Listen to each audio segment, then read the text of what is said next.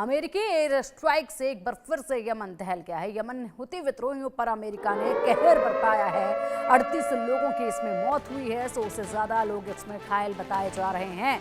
America ने Yemen के हुती विद्रोहियों के खिलाफ बड़ा हमला किया है।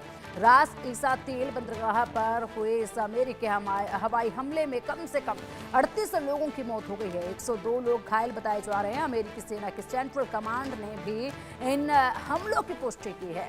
अमेरिका के राष्ट्रपति डोनाल्ड ट्रंप ने हुती विद्रोहियों के खिलाफ 15 मार्च से एक नया सैन्य अभियान शुरू किया है। तब से लेकर अब तक यह एक दिन में मारे गए लोगों की सबसे ज्यादा संख्या बताई गई है। और ऐसे में ये अमेरिकी सेना ने यमन में हितुओं के खिलाफ सबसे बड़ा हमला बोला है। यमन के रास ईसा तेल बंदरगाह पर किए गए अमेरिकी हवाई हमले में कम से कम 38 लोगों की मौत हो चुकी है, ये बताया जा रहा है। और सेंट्रल कमांड ने भी इन हमलों की पुष्टि कर दी है।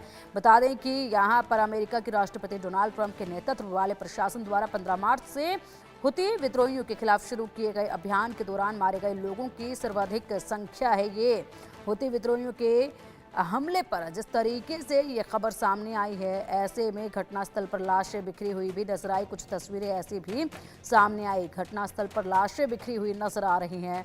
अमेरिकी सेना के सेंट्रल कमांड ने एक बयान में कहा है कि अमेरिकी सेना ने ईरान समर्थित हुती आतंकवादियों के लिए ईंधन के इस स्रोत को खत्म करने और उन्हें उस अवैध राजस्व से वंचित करने के लिए यह कार्रवाई की जो पूरे क्षेत्र को आतंकित करने की हुती प्रयासों को 10 साल से अधिक समय से यहाँ बढ़ा रहा था। अधिक जानकारी के लिए हमारे सहयोगी आदित्य वाधवान हमारे साथ जुड़ गए हैं। आदित्य, बड़ा हमला अमेरिका ने किया है। अमेरिकी सेना ने यमन में हुतियों पर यह बड़ा हमला किया है। अब तक का सबसे बड़ा हमला माना जा रहा है। 38 लोगों की इसमें मौत हुई है, 100 से ज़्यादा इसमें घायल बताए जा रहे हैं। तस्वीरें भी कुछ सामने आई जिसकी जानकारी मिल रही है। इनपुट जो सामने आ रहा है कि लाशें चारों तरफ बिखरी नजर आई थी।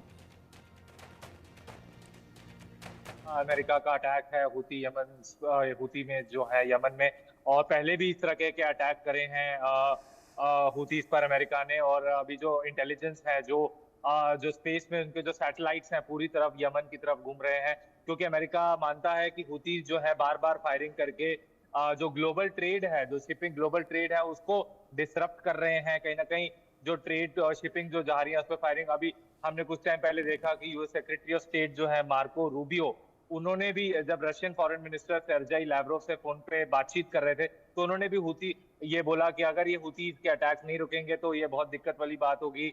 और जो अभी इंटेलिजेंस शेयरिंग है, जो पेंटागन है जहां से अमेरिका की सारी इंटेलिजेंस शेयरिंग होती है, वो भी पूरे तरीके से आग इस पे जो हुतियों पे आग जमाए बैठे हैं, क्योंकि इस समय जो स्थिति है बहुत नाजुक है। वो बार बार हुती ने भी बीच में ऐसा चेतावनी दी थी कि हम अमेरिका पे भी हमला कर सकते हैं, क्योंकि अमेरिका ने पहले भी, डोनाल्ड ट्रंप ने उन पे एयर स्ट्राइक्स की घोषणा करी थी।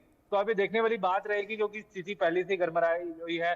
और जो हुतीज हैं, अमेरिका मानता है कि ये ईरान की एक बहुत बड़ी प्रॉक्सी है, जिसको लेकर वो एक युद्ध कर रहे हैं। जी पिंकी। बिल्कुल, इसी के साथ अगर बात की जाए तो कुछ दूसरी तरफ से यहाँ पर ऐसी तस्वीरें निकलकर सामने आई जिसमें अलग अलग बयान भी जो हैं आदित्य देखे जा रहे हैं। जैसे कि मसीरा टीवी ने वीडियो फुटेज शेयर करते हुए इसमें अरबी में लिखा हुआ है, रास ईसा तेल बंदरगाह को निशाना बनाकर अमेरिकी आक्रामकता के अपराध का शुरुआती फुटेज है, जिसके परिणाम स्वरूप कई लोग शहीद हो गए। शहीद का इस्तेमाल किया है यहाँ पर, ये भी दूसरी तरफ से बयान सामने है। जी बिल्कुल, इस तरह से काफी जो टेंशन हैं वो गरमरा गई हैं इस अटैक के बाद, क्योंकि हूथीज पहले से ही अपनी एक्टिविटीज को जो है एक्टिविटीज बढ़ा रहे थे। और ये इस अटैक के बाद, ये बहुत मेजर अटैक हुआ है अमेरिका द्वारा हूथीज पर, तो अब देखने वाली बात रहेगी कि हूथीज का किस तरीके से जवाब रहता है इस अटैक को। क्योंकि कहीं ना कहीं जो, अगर हम माने तो ईरान कहीं ना कहीं पीछे से उनको फंडिंग देता रहा है हूथीज को, और उसी की वजह से ये अटैक्स करते रहे हैं। तो अब ये देखने वाली बात रहेगी कि ये कब तक अटैक जारी रहेंगे। क्या अब हूथीज भी रिटेलिएट करेंगे, ये देखने वाली बात रहेगी। जी बिल्कुल, जिस तरीके से आपने कहा है हुतियों को लेकर, असल में हुती अधिकारी की तरफ से भी इसमें एक बयान सामने आया है जिसमें उनकी तरफ से कहा गया है कि अमेरिकी दुश्मन के हमले यमनी लोगों को गाजा का समर्थन करने से नहीं रोक पाएंगे। साथ ही लिखा है कि उन्हें और मजबूत करेंगे। यहाँ पर रोका नहीं जाएगा, बल्कि हम इन हमलों से और मजबूत होंगे, ये कहा गया है।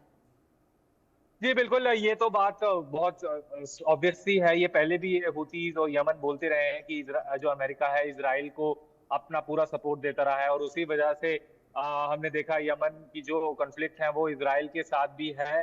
तो अभी देखने वाली बात रहेगी कि किस तरीके से आगे चीजें जाती हैं। इस समय चीजें बिल्कुल अभी चिंता का माहौल है हर जगह, क्योंकि ईरान और यूएस की एक तरफ हम देखें तो न्यूक्लियर टॉक्स चल रही हैं, और उस मद्देनजर बीच में इस तरह का में बड़ा अटैक होती इस पर आना था। यह देखने वाली बात रहेगी कि इस तरीके से क्या इसका जो ईरान और यूएस की जो इस हफ्ते रोम में न्यूक्लियर डील के रिगार्डिंग बात होनी, क्या उस पे इस अटैक का उस बातचीत पर कोई असर आता है कि नहीं, ये देखने वाली बात रहेगी। Thank you.